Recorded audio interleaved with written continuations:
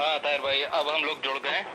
अब प्रॉपर ठीक है। बातचीत अब कर सकते हैं हम यहाँ से। वो लिंक चला जाएगा फेसबुक पे। ठीक है। तो ठीक फिर पहला पन्ना पे हम लोग लाइव हैं। हमारे साथ इस वक्त ताहिर अंसारी हैं। इस वक्त मलेशिया में हैं, प्रोफेसर हैं, और मलेशिया के जो हालात है उस पर ही बात करेंगे। साथ ही ताहिर भाई आपसे हम ये भी जानेंगे कि दरअसल ये कोरोना वायरस जो इस तरह से पूरी दुनिया में फैला, क्या ये कोई एक नई चीज है मेडिकल साइंस के लिए, कि ये अचानक से एट रैंडम आ गई और ये पता नहीं था, पहचान नहीं थी, या इसके बारे में हम लोगों ने पढ़ा है, कहीं था कुछ जो अचानक से एक बड़े महामारी के तौर पर सामने आई है? नहीं, देखिए, कोरोना वायरस जो है ये ऐसा नहीं है कि बिल्कुल नया है। इस वायरस से पहले भी एपिडेमिक हो चुका है। अगर याद होगा तो इसके पहले सीवियर एक्यूट रेस्पिरेटरी सिंड्रोम, जिसको सार्स के नाम से जाना गया था, वो भी चाइना में हुआ था। और इसी का एक भाई या बहन बोलेंगे जिसको कि मर्स के नाम से जाना जाता है, मिडिल ईस्ट रेस्पिरेटरी सिंड्रोम, जो कि मिडिल ईस्ट जोन में हुआ था। तो ये ऐसा नहीं है कि ये पहला है। इसके पहले भी इस टाइप की चीज़ें हो चुकी हैं और वो भी एपिडेमिक थे, ऑलमोस्ट पैंडेमिक थे।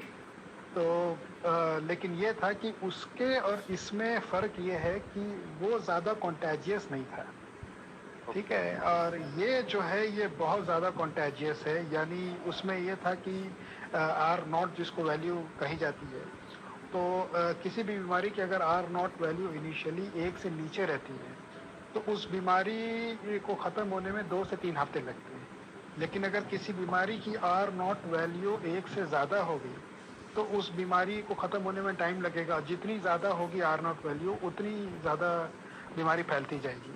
अब जब ये बीमारी शुरू हुई थी तो इसकी R0 वैल्यू तकरीबन 2 के 2.5 के आसपास नापी गई थी। और जब मलेशिया में ये शुरू हुआ था तो ये 3.5 का था। यानी एक आदमी से 3.5 आदमी इन्फेक्ट हो सकते हैं। फिर वो 3.5 आदमी और 3.5 आदमी को इन्फेक्ट करेंगे। तो ये रेट है। तो इसकी कॉन्टेजियस जो है रेट है, जो रेट इन्फेक्शन है, वो बहुत ज़्यादा है। हालांकि फैटेलिटी रेट उतनी नहीं है जितनी की मर्स की थी, जितनी की SARS-1 की थी। और इसका जो जीनोम स्ट्रक्चर है वो जो है SARS-1 से मिलता जुलता है, इसीलिए इसको SARS-CoV-2 कहा गया। तो ऐसा नहीं है कि बिल्कुल नया है। तो और इसीलिए जो रेजिमेंट जो इस्तेमाल किया जा रहा है वो बहुत हद तक SARS-1 के जैसा है। तो फिलहाल तो ये स्टेटस है। तो ट्रीटेबल तो फिलहाल ऐसा हम नहीं कह सकते कि इसका कोई ड्रग है और ये ट्रीटेबल है। लेकिन अभी जो रेजिमेंट जो मर्स में यूज़ किया था सऊदी या मिडिल ईस्ट वालों ने, तो उसी रेजिमेंट पे चल रहे हैं फिलहाल। ताहिर भाई, जिस तरह से अब देख रहे हैं पूरी दुनिया में एक इसका सोल्यूशन है, क्या कहें, ऑफिशियली जो एडमिनिस्ट्रेशन इस्तेमाल कर रहा है कि लॉकडाउन कर दीजिए, कर्फ्यू इम्पोज कर दीजिए, या सोशल डिस्टेंसिंग, ये किस हद तक कारगर रहेगा इसको खत्म करने में, या इससे कुछ देर तक हम बचाव कर सकें उसके लिए? नहीं, देखिए, अब इस बीमारी को क्योंकि ये कॉन्टेजियस है तो 2 आदमी एक साथ नहीं रहने चाहिए। ये पहले रिक्वायरमेंट है ताकि दूसरे को एक से दूसरे को नहीं हो। लॉकडाउन से हम बीमारी को अरेस्ट कर सकते हैं या उनका इसका इन्फेक्शन रेट कम कर सकते हैं। इसको ख़त्म नहीं किया जा सकता। लॉकडाउन के बाद हमारा प्रोसीजर क्या है वो इम्पोर्टेंट होता है। जैसे मैं आपको एग्जांपल देता हूँ मलेशिया का। मलेशिया में इस बीमारी को 2 फेज हुए। पहले फेज में 22 लोगों को ये बीमारी ने संक्रमित किया था और फिर 11 दिन का गैप आया था। 11 दिन इनको कोई मरीज नहीं मिला था। और फिर 11 दिन के बाद इनको फिर जब मरीज मिला, जो 26वां मरीज था, केस नंबर 26, वो वहाँ से केस नंबर 26 के आज की डेट में मोर देन 4-5,000 लोग हो चुके हैं। तो ये है कि इसका अब पहले में तो ये था कि सादा इंपोर्टेड केस थे, कोई कम्युनिटी ट्रांसमिशन नहीं था, इसलिए एयरपोर्ट से लोगों ने कंट्रोल कर लिया। दूसरे में क्या हो गया कि जो बंदे जिससे इन्फेक्शन जनरेट हुआ वो उससे एक लोकल ट्रांसमिशन हो गया। अब वो लोकल ट्रांसमिशन की वजह से ये बढ़ गया। अब उसका रोकने का एक तरीका ये है कि हमको सोशल डिस्टेंसिंग करनी पड़ेगी, जिसके लिए लॉकडाउन की जरूरत पड़ेगी। ठीक है। अब उस लॉकडाउन करने के बाद हमको वो इंडेक्स केस ढूंढना जरूरी है जिससे इन्फेक्शन फैल रहा है, उसको आइसोलेट करें और उससे 5th जनरेशन यानी हम कॉन्टैक्ट ट्रेसिंग करें 5वां आदमी तक। क्योंकि अगर हम कहें कि R0 अगर हमारे पास 3.5 का यानी 3.5 आदमी इन्फेक्ट कर सकते हैं तो हम उससे एक हाथ आगे जाएं। उससे 5वां आदमी तक हम ट्रेस करें और उसको भी आइसोलेट करें, और ये जितनी जल्दी होगा उतना अच्छा है। तो यानी कि और उसको ठीक ताहिर भाई, जिस तरह से ये अब ये हो रहा है कि लॉकडाउन हमने किया, टेस्ट खासतौर पे इंडिया की अगर मैं बात करूं, इंडिया के पर्सपेक्टिव में टेस्टिंग उतनी ज्यादा नहीं हो रही। हालांकि गवर्नमेंट ने शुरुआत करी, पहली लैब से शुरू करते करते इंडियन गवर्नमेंट ने 150 से ज्यादा लैब्स इस्टेब्लिश कर ली। प्राइवेट लैब्स को भी अथॉरिटी दे दी कि आप भी टेस्ट कीजिए। बहुत सी किट्स अब चाइना से आई हैं, वो टेस्टिंग करेंगे। जितनी बड़ी आबादी इंडिया की है और जिस तरह के हालात में लोग रहते हैं, वहाँ किस हद तक अभी हम देख रहे हैं कि लगभग अब 40 दिन का लॉकडाउन हो जाए, 21 दिन का पूरा हो गया और फिर कुछ एक्सटेंड किया है, 40 दिन हो जाएगा। क्या ये काफी रहेगा 40 दिन, या अभी और आगे लॉकडाउन का को हम देख सकते हैं? क्योंकि जिस तरह से आप बता रहे हैं कि 5वें व्यक्ति तक हमें पहुंचना पड़ेगा, तो उस हालात में तो ये लग रहा है कि अभी लॉकडाउन का फेस और ज्यादा हो सकता है इंडिया में। आज इंडिया की पॉपुलेशन का फिगर देखते हुए अभी 40 दिन का लॉकडाउन तो इफेक्टिव नहीं होगा, ठीक है। अब इसका अगर स्टैटिस्टिकली वैलिडेट करें तो मिनिमम लॉकडाउन इंडिया की जो जरूरत हो जाएगी वो एटलीस्ट 49 डेज की है, ठीक है। और वो भी एट ए स्ट्रेच होना चाहिए और लॉकडाउन पूरा होना चाहिए। लोगों को जिम्मेदारी समझनी चाहिए। इसमें लोगों की जिम्मेदारी बहुत है कि वो घर से बाहर ना निकले, ठीक है। अब जब वो घर से बाहर नहीं निकलेंगे तो जो वायरस का इन्फेक्शन रेट है वो कम हो जाएगा। तो जो संक्रमित लोग हैं उनको टेस्ट करके उनको आइसोलेट करें, उस सोसाइटी से बाहर लेके जाएं और एक आइसोलेशन सेंटर पे रखें, और अगर उनमें सिम्टम आता है तो उनका ट्रीटमेंट करें, ठीक है। तो ये ही एक स्ट्रेटेजी है जो कि पूरी दुनिया में कारगर है। ये स्ट्रेटेजी जिसने अपनाई है अभी तक वो सक्सेसफुल है। आप मलेशिया का एग्जाम्पल ले लीजिए, ये अभी पार्शियली सक्सेसफुल है। चाइना हो गया या कोरिया हो गया, जिन्होंने इस स्ट्रेटेजी को नहीं अपनाया वो बहुत बुरी तरीके से फैल चुका है उनके यहाँ। जैसे आप अमेरिका को ले लो, उन्होंने इस स्ट्रेटेजी को नहीं लिया तो वो आज 5 से 6 लाख के मरीज हो गए वहाँ पे।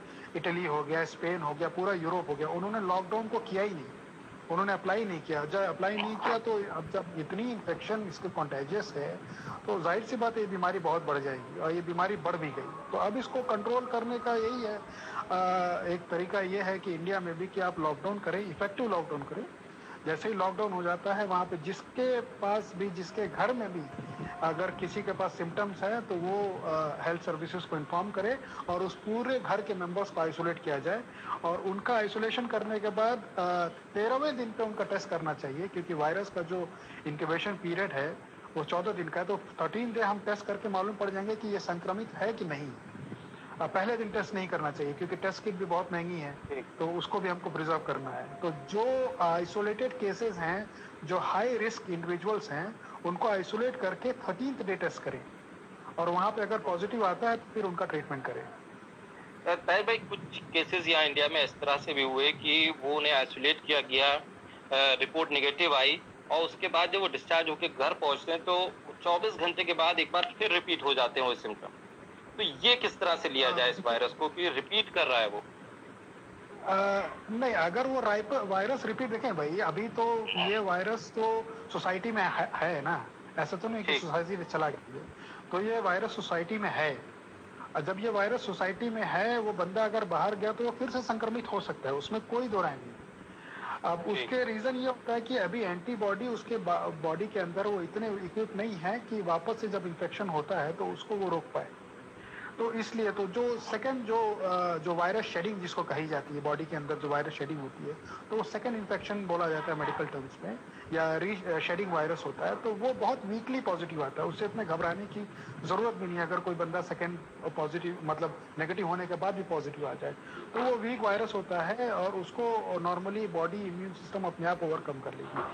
तो संक्रमित हो सकता है, ऐसा नहीं है कि वो संक्रमित नहीं हो सकता है, बिल्कुल संक्रमित हो सकता है।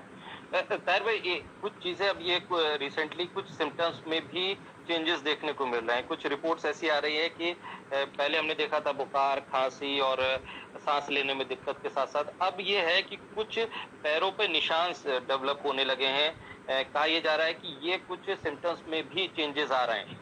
क्या इस तरह की स्टेज अब मलेशिया में देखने को मिली थी कि सर्दी, खांसी, बुखार और सांस लेने में दिक्कत के अलावा कोई नए सिम्टम्स भी ये वायरस की वजह से देखने को मिले?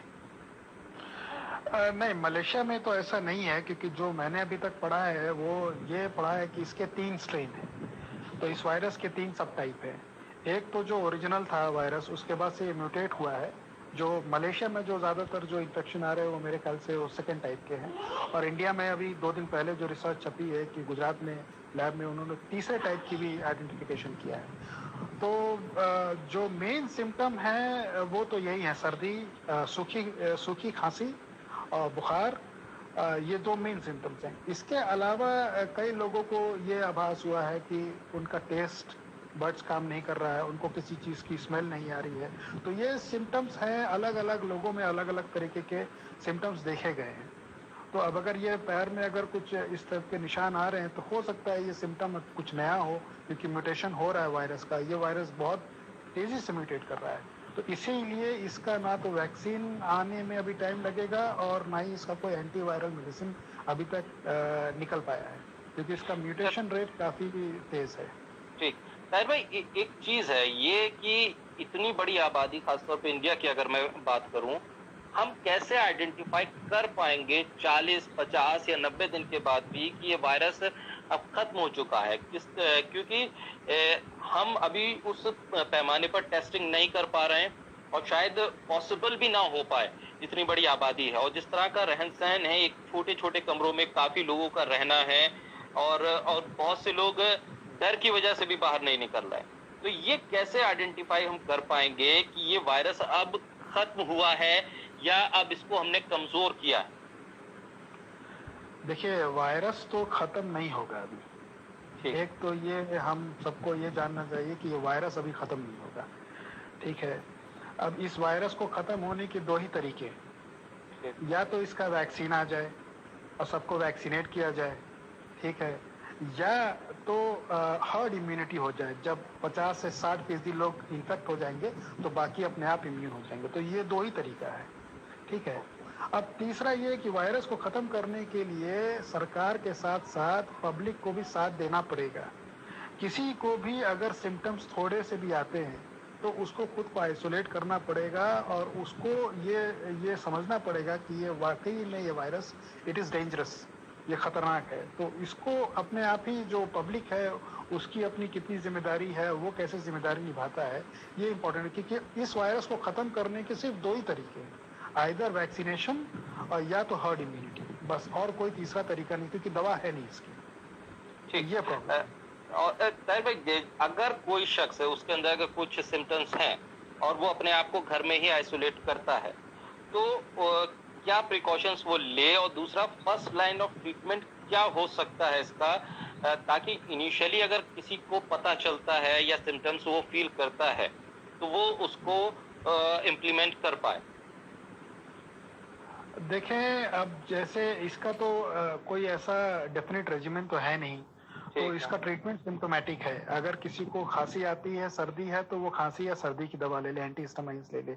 बुखार है तो पैरासीटामोल ले, पैरासीटामोल के अलावा कुछ ना ले, ठीक है। ये खास बात है, क्योंकि अभी तक हमको वायरस की स्टेटस मालूम नहीं है कि बॉडी में एक्चुअली वो किस हद तक काम कर रहा है। तो पैरासीटामोल के अलावा कुछ ना ले, क्योंकि ब्लड थिनिंग जैसे और आइबुप्रोफेन या नीमोसाइड वगैरह वो भी ले लेते हैं बुखार में, वो तो हरगिज ना ले, क्योंकि उससे और प्रॉब्लम ज्यादा हो जाएगी। तो एक पैरासीटामोल ले सकते हैं, एंटीहिस्टामाइन ले सकते हैं। इसके अलावा अगर मैं रिफर करूं इसके वेरिएंट्स को, जैसे मर्स या सार्स को, तो उसमें अगर आज की डेट में भी मिडिल ईस्ट में जिनको ये संक्रमित हो रहा है, जिससे जो लोग संक्रमित हो रहे हैं, तो वो लोग इराइथ्रोमाइसिन या एजिथ्रोमाइसिन ले रहे हैं, 5 दिन तक का कोर्स कर रहे हैं, कि इसका पहले भी प्रूफ है कि ये मर्स के अगेंस्ट काफी एक्टिव था। तो वो अगर एंटीबायोटिक ले सकते हैं तो ये ले सकते हैं। बाकी सब जो ड्रग्स हैं, जो हाइड्रोक्सी क्लोरोक्विन या क्लोरोक्विन फॉस्फेट है, इसको तो ना ही लें विदाउट मेडिकल सुपरविजन, क्योंकि इसके साइड इफेक्ट इतने ज्यादा है कि फिर उससे जूझता रहेगा आदमी, वायरस से कम जूझेगा। क्योंकि मैक्सिमम केसेस में, 70% केसेस में ये वायरस बहुत माइल्ड है, यानी किसी को हो भी जाएगा पता नहीं चलेगा, खुद ही ठीक हो जाएगा। तो हमको सिर्फ बॉडी को सपोर्ट करना है कि बॉडी की इम्यून सिस्टम इस वायरस को ओवरकम कर ले और हम सिम्टम्स को देखते रहें बस। ताहिर भाई, ये जो हाइड्रोक्सीक्लोरोक्विनीन के बारे में आपने बात की, अभी काफी उसको लेकर कॉम्प्लिकेशंस थे। अमेरिका की इतनी जिद थी इस मेडिसिन को लेकर, वो जिद कितना जस्टिफाई आप करते, क्या ये बहुत ज्यादा इफेक्टिव है कोरोना को लेकर, या जिस तरह से आपने बताया उस हिसाब से तो कॉम्प्लिकेशन विदाउट मेडिकल सुपरविजन अगर हम लेते हैं तो कॉम्प्लिकेशंस तो और ज्यादा बढ़ेंगी। तो फिर जिद किस बात को लेकर थी, क्या इस खास है इस ड्रग में, खासतौर पर कोरोना से लड़ने में? नहीं, ये देखिए, इस ड्रग के बारे में अगर आप रिसर्च पेपर्स देखेंगे तो ज्यादातर जो स्टडी है वो इन वाइट्रो है, यानी लैब की स्टडी है। ठीक है, बहुत कम स्टडी है जो इन वाइवो है, ह्यूमंस में की गई है। ह्यूमंस में और खास करके कोरोना वायरस के अगेंस्ट में तो सिर्फ एक ही स्टडी है। अब बाकी स्टडी अभी हो रही है, जब तक उसका रिसर्च पूरा प्रोटोकॉल बन के आता नहीं है तब तक हम इसकी सेफ्टी पैरामीटर्स नहीं, यानी कोई ड्रग का इफेक्ट देखने के अलावा हमको साइड इफेक्ट भी देखना है।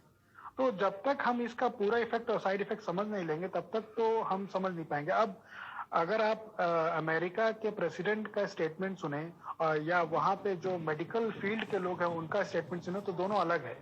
यानी वहाँ जो मेडिकल के डॉक्टर्स हैं वो थोड़ा सा कतराते हैं कि इस दवा को हम यूज करें, क्योंकि अभी तक कोई इफेक्टिवनेस इसकी है नहीं इतनी।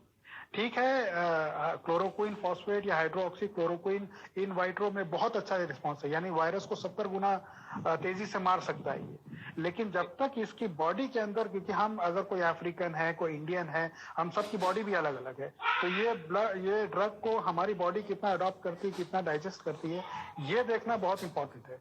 इसीलिए अगर इसका टेस्ट जो है चाइना में भी हुआ, उसकी जो स्टडी है वो हम रेप्लिकेट नहीं कर सकते हैं। उसको हमको प्रूव करने के लिए इंडिया में भी क्लिनिकल ट्रायल करना पड़ेगा, मलेशिया में भी क्लिनिकल ट्रायल करना पड़ेगा जो कि चल रहा है, अमेरिका में भी करना पड़ेगा। तो सारे अभी क्लिनिकल ट्रायल फेज में, तो हम कह नहीं सकते कि वाकई में इफेक्टिव है। हाँ, लैब के कंडीशन के हिसाब से ये इफेक्टिव है, तो इसको यूज किया जा सकता है, लेकिन मेडिकल सुपरविजन में, क्योंकि इसका हार्ट पे ज्यादा इफेक्ट आ रहा है। ठीक, ताहिर भाई, जिस तरह से ये पूरे अब सिनेरियो चल रहा है, पूरी दुनिया एक तरह से कैद होकर रह गई है, उसके तमाम साइड इफेक्ट हमें देखने को मिल रहे हैं इकोनॉमिकली, और जिस तरह से रोजगार पे उसका असर हो रहा है, पूरी दुनिया में जो स्थिति है। मलेशिया की अगर मैं बात करूं, वहां किस तरह से हैंडल कर रही है गवर्नमेंट इन तमाम इस चीजों को लेकर, खासतौर पर अगर लॉकडाउन वाला जो फेस है वहां पर, उस दौरान किस तरह से लोगों की रोजगार ना जाए, उनको एसेंशियल चीजें मिल पाए, उसको लेकर वहां का एडमिनिस्ट्रेशन किस तरह से काम कर रहा है? अब देखिए, मलेशिया में जब ये लॉकडाउन हुआ था शुरू में, पहली बार जो लॉकडाउन अनाउंस किया था वो 18 अप्रैल को अनाउंस किया था। पहला लॉकडाउन 14 दिन का था, 18 से 31 तक का।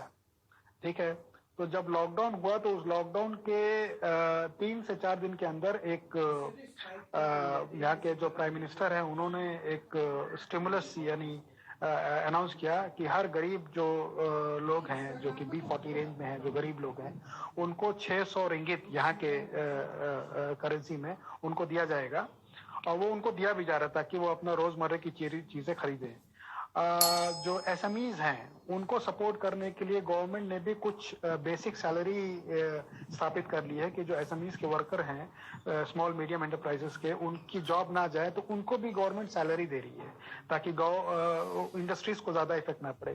तो अभी तक तो फिलहाल तो जो सिचुएशन है वो कंट्रोल में है मलेशिया में। ठीक है, अब आगे क्या होता है वो देखना है। बिल्कुल, जिस तरह से यहाँ इंडिया में भी अनऑर्गेनाइज सेक्टर बहुत बड़ा है, और यहाँ पर जो डेली वेजेस वाले लोग लेबर हैं उनके सामने खासी दिक्कत है, तमाम चीजें हैं। यहाँ पर भी गवर्नमेंट ने जब ये कहा है कि अगर आप कहीं किराएदार हैं और आपके पास पैसा नहीं है तो आपको 1 महीना 3 महीना, अलग अलग स्टेट गवर्नमेंट ने कहा है कि किराएदार से आप पैसा नहीं ले सकते, जो एफर्ट इंडिया की गवर्नमेंट कर रही है, क्योंकि हमें पता है जितनी बड़ी आबादी है भारत की, उसके हिसाब से हर एफर्ट छोटा ही नजर आने लगता है, लेकिन जो एफर्ट यहाँ की गवर्नमेंट कर रही है उस हिसाब से अगर हम एनालाइज करें तो अभी क्या कुछ और करने की जरूरत नजर आ रही है? देखिए भाई, जो गवर्नमेंट ने जो अपना जो स्टिमुलस अनाउंस किया है तो वो काफी अच्छा है, लेकिन इंडिया में प्रॉब्लम ये है कि अनऑर्गेनाइज यानी अनडॉक्यूमेंटेड लोग बहुत ज्यादा हैं। तो अब इसका क्या सुझाव हो सकता है ये तो कोई ज्यादा अच्छा इकोनॉमिस्ट ही बताएगा, लेकिन मुझे लगता है कि जो अनडॉक्यूमेंटेड लोग हैं उनका भी कुछ गवर्नमेंट को करना पड़ेगा, क्योंकि जो उनकी तादाद है वो बहुत ज़्यादा है। और अभी तो बिल्कुल समझ में नहीं आ रहा है, क्योंकि जो केसेस है वो और आगे बढ़ते जा रहे हैं। और जैसे कि न्यूज़ में आ रहा है कि स्लम्स में भी कुछ केसेस पहुंच गए हैं, तो धारावी उसको में रोकथाम ज्यादा बढ़ रहा है केसेस। तो उसको अभी तो सिचुएशन अभी राइज पे है।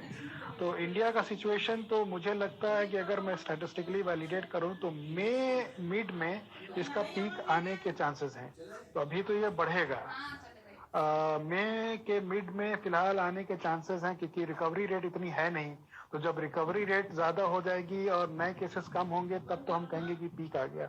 तो अभी तो कोई आसपास पीक दिख नहीं रहा है, तो मई के सीजन में ही ये कुछ कम होगा। अगर ये इसकी रिकवरी रेट बढ़ जाती है और ट्रांसमिशन रेट कम होता है, जैसे कि जो स्टडीज है वो ये भी कहता है कि गर्मी में ह्यूमिडिटी ज़्यादा होगी और टेम्परेचर 40 से 45 के बीच में जब पहुंच जाएगा तो जो वायरस सरफेस पे 9 दिन जिंदा रहता है उसकी जो लाइफ स्पैन है वो 1 दिन या 1 दिन से कम की हो जाएगी। तो इन्फेक्शन रेट घट जाएगा, तो ऑटोमेटिकली हो सकता है केसेस कम हो जाए। तो फिलहाल तो ये स्टोरी जो ताहिर भाई टेम्परेचर को लेकर है, ये लगातार सर्कुलेट हो रही है कि जैसे जैसे टेम्परेचर बढ़ेगा इस पर हम काबू पाएंगे। लेकिन हम देख रहे हैं कि इंडिया का जो एनवायरनमेंट है वो अचानक से उसमें तब्दीली ये देखने को मिल रही है कि इस वक्त जब मैं आपसे बात कर रहा हूँ तो भी जो आम पिछले साल तक जो टेम्परेचर रहता था उससे कई ज्यादा कम टेम्परेचर है। यानी मान के चले अगर पिछली साल 30 डिग्री रहता होगा तो इस वक्त 25 या 23 डिग्री टेम्परेचर है। टेम्परेचर में उतना ज्यादा बढ़ोतरी जो इन दिनों में हुआ करती थी वो देखने को नहीं मिल रही। ये क्या है? क्लाइमेट चेंज भी एक तरह से इफेक्ट कर रहा है, क्योंकि हम लगातार इस बात को कह रहे थे कि हम जो नेचर के साथ खिलवाड़ कर रहे हैं उसका कहीं ना कहीं हमें भुगतना पड़ेगा। और नेचर अब ये दिखा रहा है कि होली के बाद से टेम्परेचर जिस रफ्तार से बढ़ता था आम सालों में वो नहीं बढ़ा है। ये ऑब्जर्वेशन देखा गया है काफी जगहों पे। इवन मलेशिया में भी जो टेम्परेचर हाई होना चाहिए था उतना हाई नहीं हो पाया। अब ये तो मेरे ख्याल से जो हम लोगों ने काम किया है नेचर के साथ वो नेचर का बदला है, यही कहा जा सकता है। लेकिन बस यही मनाया जा सकता है कि टेम्परेचर हाई हो, क्योंकि हाई टेम्परेचर पे जैसे फ्लू की भी जो बीमारी है वो भी एक टाइप का कोरोना वायरस है। तो जैसे टेम्परेचर बढ़ता है तो फ्लू गायब हो जाता है। तो ये भी it's a type of flu, ये भी जब टेम्परेचर हाई होगा तो ये गायब होगा। क्योंकि जो कोरोना वायरस है इसकी पहले ये था कि ये 32 डिग्री पे ये जिंदा रहता था। अब इसने अपने आप म्यूटेट करके 37 तक कर लिया है। तो जाहिर सी बात 37 पे जिंदा रह रहा है और बाहर अगर रहेगा तो आमतौर पर 9 दिन तक ये सरफेस पे जिंदा रहेगा। तो इसकी लाइफ स्पैन अगर घटेगी तो इन्फेक्शन रेट ऑटोमेटिकली घटेगा। तो टेम्परेचर का हाई होना एक अटमोस्ट डिजायर है इस वक्त की जितनी जल्दी टेम्परेचर हाई होगा उतनी आसानी से इस पे काबू पाने में भी थोड़ी सी आसानी मिलेगी। ताहिर भाई चाइना की थोड़ी सी बात कर लें कि चाइना में जिस तरह से अब वो रिकवर कर रहा है और उसने लॉकडाउन वाली स्टेज को भी, जो सिटीज उसके लॉकडाउन थे उसको भी खोलना शुरू किया है, वहां किस तरह से काम हुआ? क्या वहां पर वैक्सीन अवेलेबल हो पाई, या जिस तरह से आमतौर पर अब दुनिया में जहां जहां भी ट्रीटमेंट हो रहा है उसी लाइन पे उसने ट्रीटमेंट किया, या चाइना ने कुछ डेवलप किया इस बीच में जो हम तक अभी तक नहीं पहुंचा है, या हम उसे चाइना से लेने की स्टेज में अब तक पहुंच पाए? नहीं, देखें, अगर रिसर्च में अगर हम बात करेंगे तो चाइना ने ऐसा कुछ डेवलप नहीं किया है। ठीक है, चाइना ने सिर्फ एक ये काम किया था कि लॉकडाउन किया था, खास करके जो एपी सेंटर था वुहान को, उसको बिल्कुल 100% टोटल लॉकडाउन था, कोई बाहर नहीं निकल सकता और जो बाहर निकलेगा वो भी पीपीई पहन के निकलेगा, मास्क पहन के निकलेगा। तो उनके रूल काफी सख्त थे। तो जिस वजह से उन्होंने एक दूसरे से संक्रमित होने में थोड़ा सा उन्होंने कंट्रोल किया। लेकिन जहां तक ट्रीटमेंट की बात है तो ट्रीटमेंट में तो उन्होंने तकरीबन 80 से 90 क्लिनिकल ट्रायल किए। उनमें से जो ड्रग बाहर निकल के आए, यानी जिनकी थोड़ी सी अच्छी एक्टिविटी कही जाए, तो वो 2 ड्रग था। एक तो लुपिनावीर था, रिटानावीर, 2 ड्रग हैं जो कि HIV में यूज होते हैं, और एक रेमडेसिविर है। तो ये 3 एंटीवायरल ड्रग हैं जिनको कि उनके हिसाब से ये यूज हो सकते हैं। यानी अगर कोई अपने आप ठीक होगा 15 दिन में ठीक होगा, और अगर ये ड्रग ले लेंगे तो हो सकता है 7 दिन के अंदर उसकी रिकवरी हो जाए। तो ये एक है। चौथा जो तीसरा है वो ये है कि एंटीबायोटिक में एजिथ्रोमाइसिन, इराइथ्रोमाइसिन, मैक्रोलॉइड्स उन्होंने कहा ये यूज हो सकता है, और क्लोरोक्विन या हाइड्रोक्सी क्लोरोक्विन फॉस्फेट, इसके ऊपर भी उन्होंने ट्रायल। तो ये 5 ड्रग है अब जिसके ऊपर पूरी दुनिया ट्रायल कर रही है। तो चाइना से हमको यही मिला कि जो 80-90 क्लिनिकल ट्रायल उन्होंने किए हैं उनमें से 5 ड्रग निकल के आए हैं जिसके ऊपर आज पूरी दुनिया काम करे। इवन मलेशिया में रेमडेसिविर का भी ट्रायल हो रहा है, क्लोरोक्विन, हाइड्रोक्सी क्लोरोक्विन का भी ट्रायल हो रहा है। इवन जो प्लाज्मा जो रिकवर्ड पेशेंट हैं उनसे प्लाज्मा से भी ट्रीटमेंट का भी ट्रायल हो रहा है, जो कि दिल्ली में मेरे ख्याल से होने वाला है। बिल्कुल, प्लाज्मा को लेकर यहाँ कई दिल्ली में भी और कई और जगह भी उसकी परमिशन मिल गई है, उस पे भी हो रहा है। ताहिर भाई, पीपीईज को लेकर थोड़ा से एक चलते चलते बात करेंगे। पीपीईज को लेकर ये है कि एक किस तरह से ये काम करती है। क्या पीपीईज का मतलब सिर्फ ये होता है जिस तरह से हम बरसात के दिनों में देखते हैं कि हम बरसाती एक पहन लेते हैं, वो रेनकोट पहन लेते हैं, क्या ये उस तरह की कोई चीज है? क्या रेनकोट उसका अल्टरनेटिव हो सकता है? क्योंकि काफी ज्यादा किल्लत देखने को मिल रही है पीपीईज को लेकर, खासतौर पर उन लोगों को जो नॉन मेडिकल हैं, जो डेली जो एसेंशियल चीजों की सर्विसेज करते हैं, उनको भी ये खतरा रहता है कि कहीं वो इन्फेक्ट ना हो जाएं। अगर वो इस तरह के रेनकोट का इस्तेमाल करते हैं तो क्या ये एक अल्टरनेटिव हो सकता है? अब देखिए, डिपेंड करता है, क्योंकि सब डिपेंड करता है कि पोर साइज क्या है उस पीपीई का। तो अगर पोर साइज नॉर्मली तो जो पीपीईज हैं वो वाटर इनसॉल्युबल होते हैं, कोई भी चीज उसके ऊपर बैठ नहीं सकती है, चिपक नहीं सकती है। तो इसीलिए पीपीई लिया जाता है ताकि वायरस अगर आ भी जाएगा तो चिपकेगा नहीं, और चिपकेगा भी तो अंदर नहीं जाएगा क्योंकि वो एब्जॉर्बेंट नहीं होता है। तो जो भी चीज एब्जॉर्बेंट नहीं रहेगी उसको हम पीपीई के तौर पे इस्तेमाल कर सकते हैं। अब रेनकोट इसमें क्लासिफिकेशन में आ जाता है, लेकिन इसका यह है कि जिस हिसाब से पीपीई बिल्कुल बंद हो जाता है, हवा भी जाने की जरूरत नहीं हो, अगर ऐसा कुछ इस्तेमाल कर ले रेनकोट में तो हो सकता है भाई, कुछ नहीं से अच्छा कुछ बेहतर है। ठीक है, तो ये हो सकता है, लेकिन बस यही है कि भाई उसका भी इस्तेमाल उसी तरीके से हो जिस तरीके से पीपीई का होता है। यानी हम कोई भी चीज लें जिसपे कि पानी ना बैठे, कोई चीज चिपके ना, तो वो चीज हम पीपीई के तौर पे इस्तेमाल कर सकते हैं अगर कुछ नहीं है तो। बिल्कुल। और एक सवाल ये भी कि जिस तरह से हमने लगातार हम ये सुन रहे थे कि फर्स्ट स्टेज, सेकंड स्टेज, और अभी इंडिया को लगातार ये कहा जा रहा है कि अभी सेकंड स्टेज पर हम हैं, थर्ड स्टेज तक पहुंचने की या कम्युनिटी ट्रांसमिशन वाली स्टेज नहीं आई है, क्योंकि जिस तरह के केसेस मिल रहे हैं कुछ पॉकेट्स में वो मिल रहा है, कुछ आइसोलेटेड जगहों पर वो चीजें मिल रही हैं। ऐसा नहीं है कि कम्युनिटी ट्रांसमिशन शुरू हो गया हो। इससे कितना आप सहमत हैं? क्योंकि आप जिस तरह से कह रहे थे कि अभी मई में इसको हमें देखना होगा कि मई तक एक पीक स्टेज आ सकती है। अभी वो उस तरह से अगर हमें स्पीड ना दिख रही हो, लेकिन मई तक वो स्पीड हम देख सकते हैं वायरस की, क्योंकि ये अभी ना इसकी वैक्सीन है और ना अभी हमें सही ढंग से पता है कि कौन सी ड्रग इस पर काम करेगी। तो ऐसे में इंडिया की स्टेज को देखकर क्या लग रहा है कि अभी हम सेकंड स्टेज पे हैं या कम्युनिटी ट्रांसमिशन वाली स्टेज इंडिया में नहीं आई है? देखिए, अगर स्पोरेडिक इवेंट्स ज्यादा मिलते हैं, यानी हमको उसका इंडेक्स केस का पता नहीं है कि इस बंदे को हुआ कहाँ से है, तो हम ये कह सकते हैं कि the virus has already entered into community transmission हो चुका है। अब अगर हमको इंडेक्स केस मालूम हो जाता है, हम उसको जोड़ सकते हैं किसी इंडेक्स केस के साथ, तो हम कह सकते हैं कि ठीक है, अभी ये वायरस की चेन वहीं से चली आ रही है, तो स्पोरेडिक नहीं है। लेकिन अगर स्पोरेडिक और पॉकेट्स ऑफ केसेस अगर दिखने लगेंगे तो इट मीन्स कि भाई कम्युनिटी में वायरस ऑलरेडी जा चुका है। और जैसा कि धारावी में भी जो केस मिला है, तो वहां पे उस जो इंडेक्स केस है उसका तो कुछ पता नहीं है, जैसे पता चला कि वो तो घर ही पे था और उसको ये वायरस से संक्रमित हो गया। तो मुझे तो लगता है कि अब India is on the verge of, या तो जा चुका है या is already on the verge of entering into the third stage. बिल्कुल ताहिर भाई, बहुत शुक्रिया हमारे साथ जुड़ने के लिए। अगली बार बहुत जल्द हम आपके साथ जुड़ेंगे, और जो आज टेक्निकल प्रॉब्लम सब रही, आखिरकार ये एक इंस्टाग्राम का रास्ता मिला है, उसको भी सुधार के कुछ और बेहतर करके हम लोग बातचीत करेंगे, ताकि बहुत ज्यादा जो इन्फॉर्मेशन है, क्योंकि न्यूज तो बहुत मिल रही है, इन्फॉर्मेशन नहीं मिल पा रही है। न्यूज और इन्फॉर्मेशन में भी आजकल बहुत ज्यादा फर्क हो गया है। तो न्यूज तो हर एक के पास है, लेकिन इंफॉर्मेशन नहीं है, उस इंफॉर्मेशन को हम बांटने की कोशिश करेंगे। आज बहुत शुक्रिया ताहिर भाई, आप हमारे साथ जुड़े हैं, और अगली बार जब हम जुड़ेंगे तो और जो सिनेरियो होंगे, जो रिसेंट डेवलपमेंट हो चुकी होगी, उस पर हम बात करेंगे। साथ ही लॉकडाउन खासतौर पर किस किस तरह से काम कर सकता है, और हमारी सोशल लाइफ में कितना उसका बदलाव अब आने वाले टाइम में भी देखने को मिलेगा, उस पर भी हम बात करेंगे। फिलहाल बहुत शुक्रिया ताहिर भाई। थैंक यू, बहुत धन्यवाद।